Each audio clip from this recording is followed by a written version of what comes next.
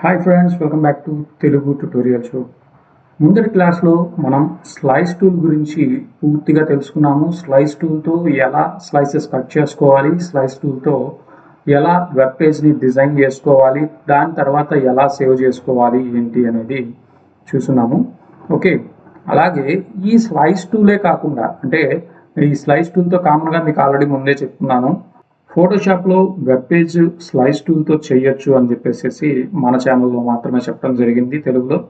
అలాగే మనకి ఫోటోషాప్ 7లో వచ్చేసేసి ఇమేజ్ రెడీ అనే ఒక 2D యానిమేషన్ సాఫ్ట్వేర్ ఉండేది అనమాట ఫోటోషాప్తో పాటు.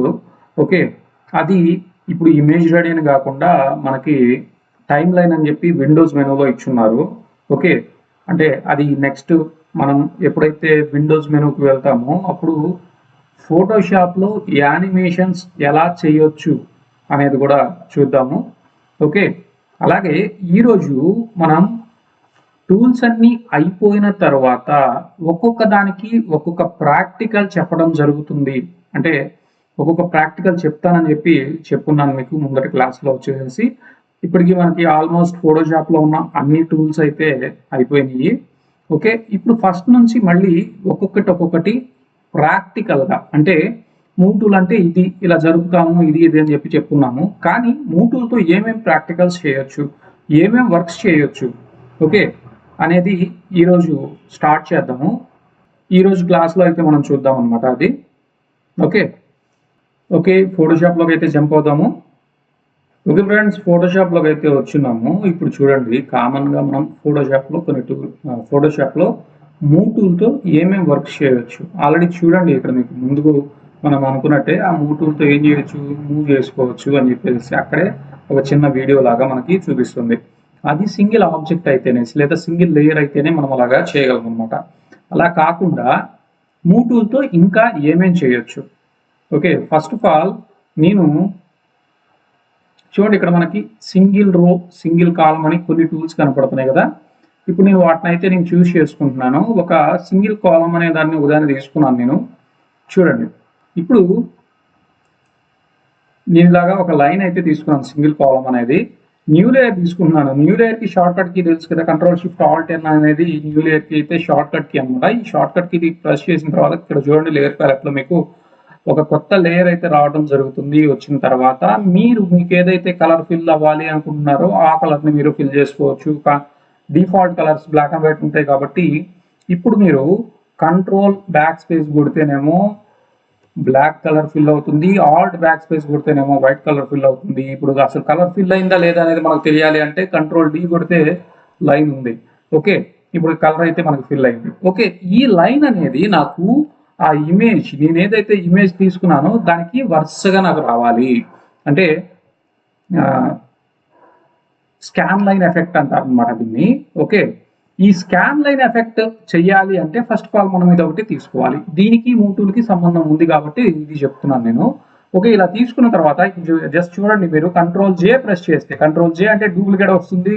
ఇప్పుడు మీరు Ctrl+T అంటే ట్రాన్స్ఫార్మ్ అవుతుంది కదా, ట్రాన్స్ఫార్మ్ అవుతుంది. ఇప్పుడు మీకు ఇక్కడ మూవ్ టూల్ అనేది మనకు యూజ్ అవుతుంది అనమాట. అంటే మనం మౌస్ పట్టుకొని పక్కకైనా జరపచ్చు, లేదా ఇక్కడ చూడండి మీకు కీబోర్డ్లో left arrow, right arrow, up arrow, down arrow ఉంటాయి కదా. అందులో మీకు రైట్ యారోని మీకు దూరంగా కావాలి అనుకుంటే కొంచెం ఎక్కువ సార్లు అయితే మీరు ప్రెస్ చేయండి. 1 2 3 4 అయితే ప్రెస్ చేస్తున్నాను నేను. జస్ట్ ఎంటర్ అంటున్నాను. ఎంటర్ అన్న తర్వాత అది చూడండి కొంచెం పక్కకు అయితే జరిగింది. ఇప్పుడు నాకు సేమ్ లైన్స్ నెంబర్ ఆఫ్ రావాలి. నెంబర్ ఆఫ్ రావాలి అంటే చూడండి, Ctrl+Shift+Alt+T.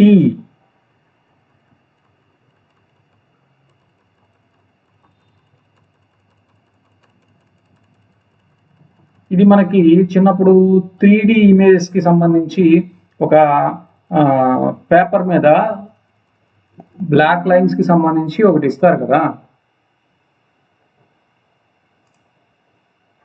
ఓకే, చూడండి ఈ విధంగా చేసుకోవచ్చు అనమాట లైన్స్ అనేవి మనకి. ఫర్ సపోజ్ ఇప్పుడు చూడండి, నేను ఈ కింద నాకు బ్యాక్గ్రౌండ్లో ఏదన్నా ఇమేజ్ని నేను పెట్టాను అనుకోండి.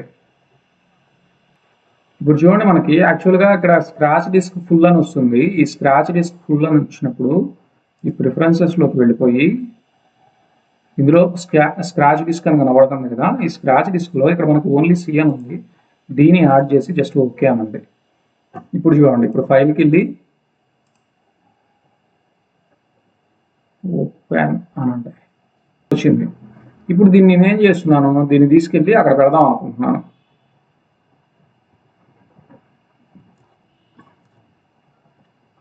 మూవ్ తీసుకొని దీని నుంచి చూడండి, మనకి ఏదైతే అన్టైటిల్ బ్యాక్గ్రౌండ్ ఉందో దానికి తీసుకొచ్చాను. ఇప్పుడు చూడండి, ఇప్పుడు అబ్జర్వ్ చేయండి, వెనకున్నది మనకి ఎలా కనపడుతుంది. మనకి స్కాన్ చేసేటప్పుడు ఎలా అయితే లైన్స్ లైన్స్ లైన్స్ లైన్స్గా వస్తుందో సేమ్ అదే విధంగా ఇలా వస్తుంది అన్నమాట. ఇలాంటి ఎఫెక్ట్స్ మనం చేసుకోవచ్చు. ఓకే, అలాగే లేదు కొన్ని లోగోస్ డిజైన్ చేస్తూ ఉంటాము.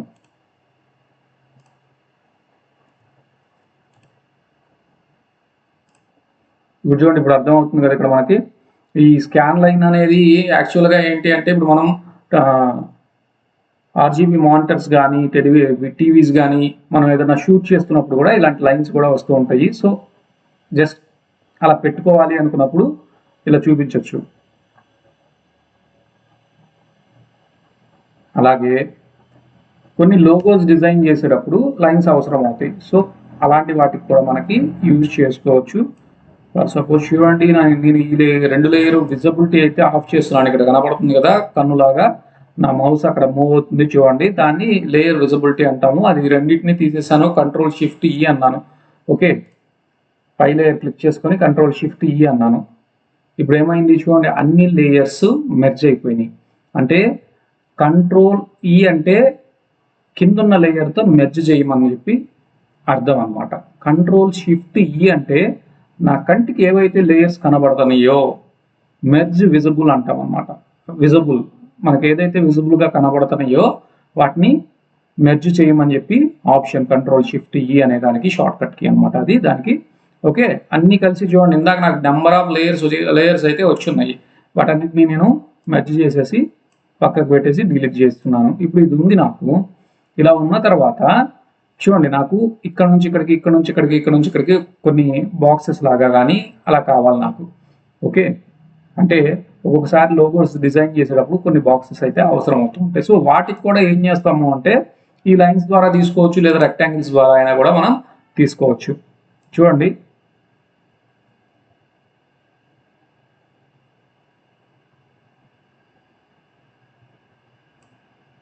ఇలా తీసుకున్నాను. మళ్ళీ సేమ్ Ctrl+Shift+Alt అన్న కొట్టచ్చు, లేదా ఇక్కడ మీకు లేయర్ ప్యాలెట్లో చూడండి న్యూ లేయర్ అని కనబడుతుంది, క్రియేట్ న్యూ లేయర్ అని, దాన్ని అయినా తీసుకోవచ్చు. మీరు Ctrl+Backspace కొడితే ఆటోమేటిక్గా కలర్ బ్లాక్ కలర్ఫుల్ అయిపోతుంది. ఓకే, Ctrl+D అనండి, డీసెలెక్ట్ అవుతుంది. ఇప్పుడు మళ్ళీ దీని అయితే నేను తీసేస్తున్నాను చూడండి. ఓకే ఫ్రెండ్స్, ఈ విధంగా ఒక లైన్ అయితే తీసుకున్నాము. లైన్ తీసుకున్న తర్వాత Ctrl+J ప్రెస్ చేయండి, డూప్లికేట్ వస్తుంది. Ctrl+T ప్రెస్ చేయండి. టీ ప్రెస్ చేసిన తర్వాత మీరు కొంచెం దాని దూరం తీసుకురావడానికి right arrow or left arrow, మీకు లెఫ్ట్ కాలం ఉంటే లెఫ్ట్ యారో ప్రెస్ చేయండి, రైట్ కాలం ఉంటే రైట్ యారో ప్రెస్ చేయండి. ఇలా ప్రెస్ చేసిన తర్వాత ఎంటర్ ఇవ్వండి. Ctrl+T కొట్టిన తర్వాత ప్రెస్ చేసిన తర్వాత ఎంటర్ ఇవ్వండి, ఇలా వస్తుంది. Ctrl+Shift+Alt+T ఇందాక మనం చెప్పుకున్నాం కదా. ఓకే, ఈ విధంగా అయితే వచ్చింది మీకు. ఇప్పుడు ఇవన్నీ నాకు మెర్జ్ చేయాలి అంటే అప్పుడు నేను ఇందాక ఏం చెప్పుకున్నాను, ఈ లేయర్ని ఆఫ్ చేయమన్నాను, లేయర్ విజిబిలిటీని. ఇప్పుడు నాకు ఏవైతే కనపడుతున్నాయో వాటిని మెర్జ్ చేయడానికి Ctrl+Shift+E. సో ఇవన్నీ కలిపి నాకు ఒకే లేయర్లోకి వచ్చినాయి, ఇక్కడ గమనించండి మీరు. ఓకే, ఇలా వచ్చిన తర్వాత చూడండి, Ctrl+J మళ్ళీ ప్రెస్ చేస్తున్నాను. ఓకే, Ctrl+J ప్రెస్ చేసి టీని నేను రొటేట్ చేస్తున్నాను. Ctrl+T కొట్టేసేసి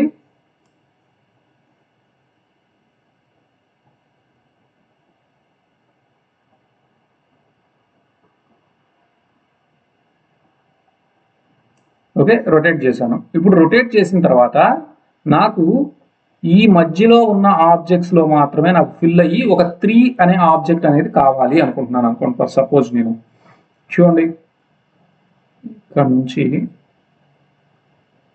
1 2 3 1 2 3 ఓకే,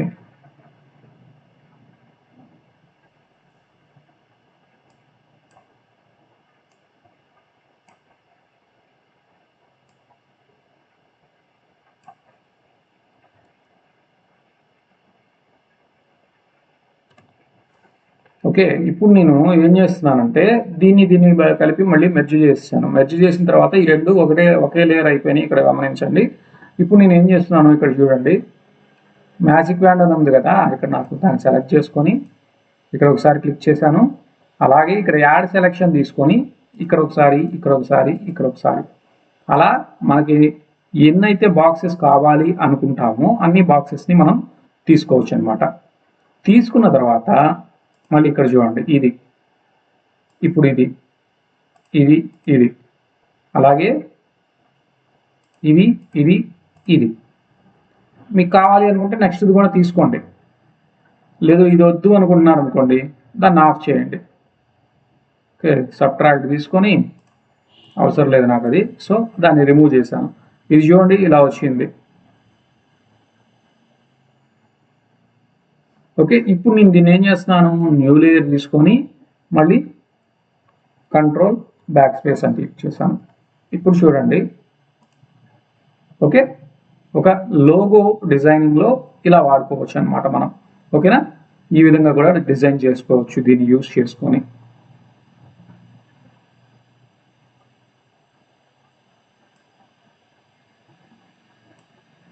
ఓకేనా, కొంచెం డిఫరెంట్గా చూపించడానికి ఇలాంటివన్నీ మనకి ఉపయోగపడతాయి. అది ఎక్కడ మనం ఇక్కడ ఏ మూవ్ టూల్ని అయితే ఎక్కడ వాడలేదు, అన్ని షార్ట్ కట్సే వాడాము. మూవ్ టూల్ వాడచ్చు, మౌస్తో మనం అటు ఇటు జరపవచ్చు, కానీ పర్టికులర్ స్పేస్ అనేది నాకు రాదు, పర్టికులర్ ఏరియా అనేది నాకు రాదు. సో అందుకని చెప్పి నేను యారోస్ ప్రెస్ చేసి వాడటం జరిగింది. కాకపోతే అది వాడింది మూవ్ టూల్ మాత్రమే. ఓకే, మూవ్ టూల్తో మనం ఇలాగా ప్రాక్టీస్ చేయొచ్చు అనమాట. అలాగే కొన్ని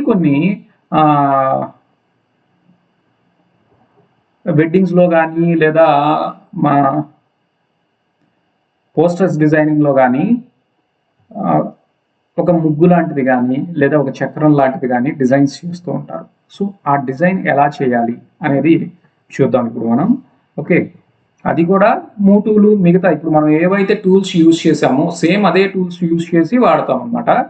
చూడండి, ఇప్పుడు కొంచెం అయితే మనం మూవ్ టూల్తో అయితే వర్క్ చేస్తాము. సో ఓకే, ఇప్పుడు నేను ఒక ఎలిప్టికల్ అయితే తీసుకుంటున్నాను.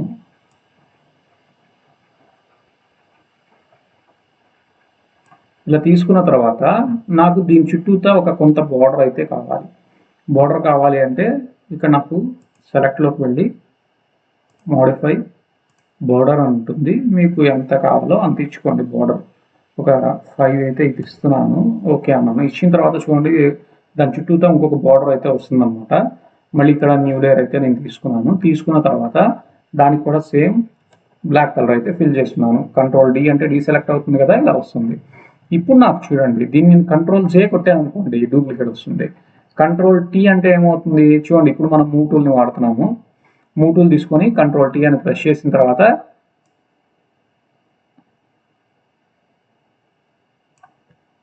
ఎంటర్. ఓకే, ఇలా వచ్చింది నాకు. ఇప్పుడు దీన్ని నేను కంట్రోల్ ఈ అంటే మళ్ళీ అది మెర్జ్ అయిపోతుంది. ఇప్పుడు మళ్ళీ నేను కంట్రోల్ జే అన్నాను. కంట్రోల్ జే అన్న తర్వాత మళ్ళీ కంట్రోల్ టీ ప్రెస్ చేసుకొని టీ ప్రెస్ చేసిన తర్వాత ఇక్కడ చూడండి, ఇక్కడ నాకు మధ్యలో ఒక మిడిల్ పాయింట్ ఉంటుందన్నమాట. నేను తీసుకున్న ఆబ్జెక్ట్కి దాన్ని నేను ఏం చేస్తున్నానంటే ఈ కిందకైతే డ్రాగ్ చేస్తాను.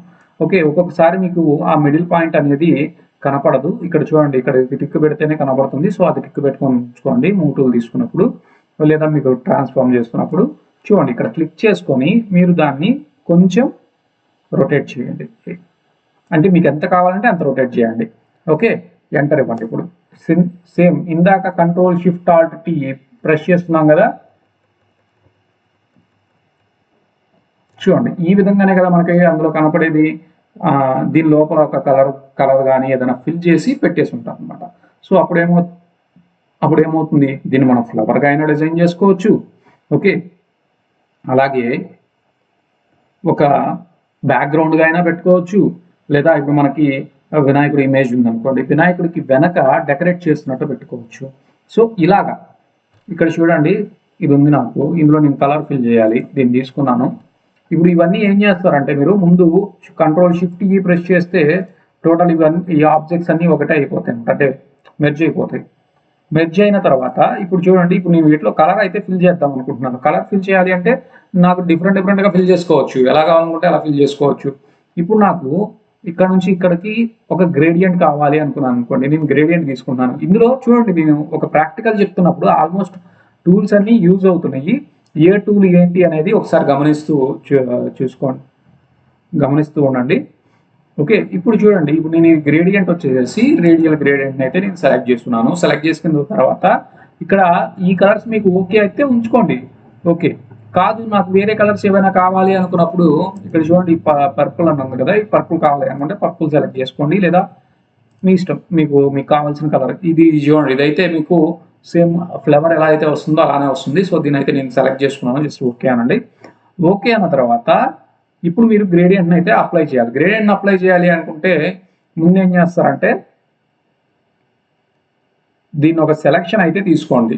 ఎలా తీసుకుంటారు? బయట నుంచి తీసుకోండి. బయట నుంచి అంటే ఈ మ్యాజిక్ వ్యాండ్ అయితే తీసుకొని బయట క్లిక్ చేశారు అంటే చూడండి ఇలా వస్తుంది. ఇప్పుడు మీరు కంట్రోల్ షిఫ్ట్ ఐ అన్నారు అంటే అది రివర్స్ అవుతుంది అనమాట, అంటే ఇన్వర్స్ సెలెక్షన్ అవుతుంది.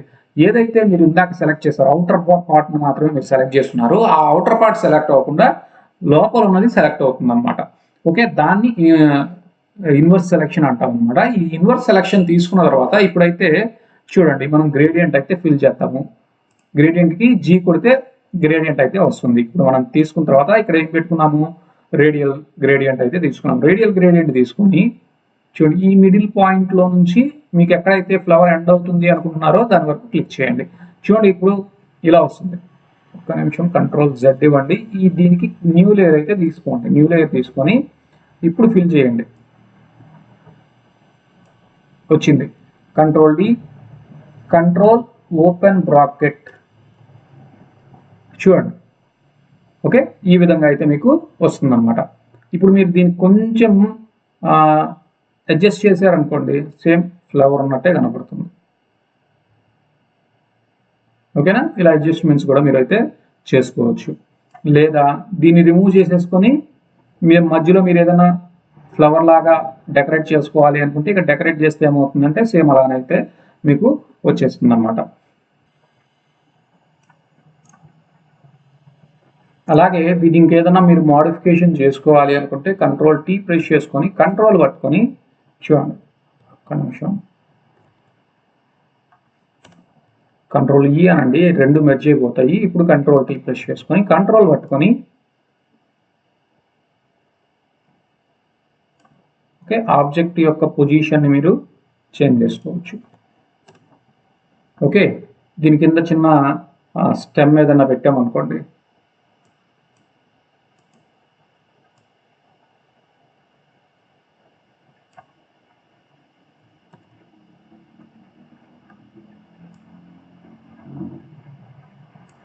ఇలా తీసుకున్నాను. దీనికి కూడా న్యూ లేయర్ అయితే తీసుకొని న్యూ లేయర్ తీసుకున్న తర్వాత మళ్ళీ గ్రేడియంట్లోకి వెళ్ళిపోయి గ్రేడియంట్లో స్టెమ్ ఏదైతే కలర్ ఉంటుందో మీకు ఆ కలర్ కావాలి కాబట్టి ఇక్కడ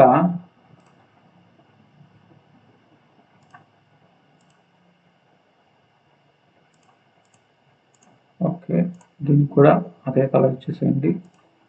మధ్యలో ఇంకొక బకెట్ క్లిక్ చేసుకొని దీనికి లైట్ కలర్ ఇవ్వండి.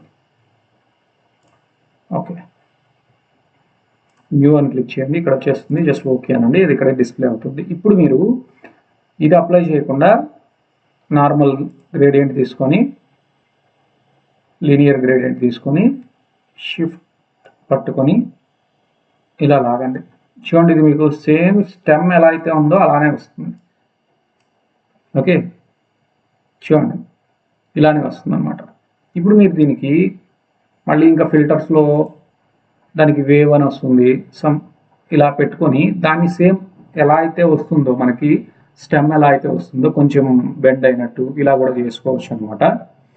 ఓకే, సరే, నెక్స్ట్ టైం చూద్దాము అవి బెండ్స్, అంటే ఫిల్టర్ మెనూకి వెళ్ళినప్పుడు అయితే మనం దాన్ని అయితే చూద్దాము ఎలా బెండ్ చేయాలి ఏంటి అనేది. ఓకే ఓకే, ఇది ఇలా అయితే మీరు మూవ్ టూల్ని వాడుకొని ఈ విధంగా చేసుకోవచ్చు. మూవ్ టూల్ తీసుకున్నాం కదా, మూవ్ టూల్తో పక్కకు జరుపుకోవటమే కాకుండా కంట్రోల్ టీ కొట్టినప్పుడు దాంతో మనం అడ్జస్ట్మెంట్స్ అయితే చేసుకోవచ్చు. ఓకే ఫ్రెండ్స్, ఈ విధంగా అయితే కొన్ని ప్రాక్టికల్స్ చూసాము.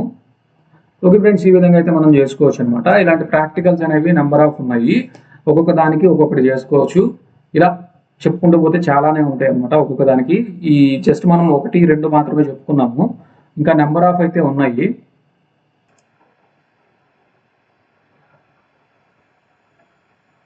ఓకే ఫ్రెండ్స్, ఇప్పుడు మనం చెప్పుకున్న ప్రాక్టికల్స్ అయితే మీకు అర్థమైనాయి అనుకుంటున్నాను.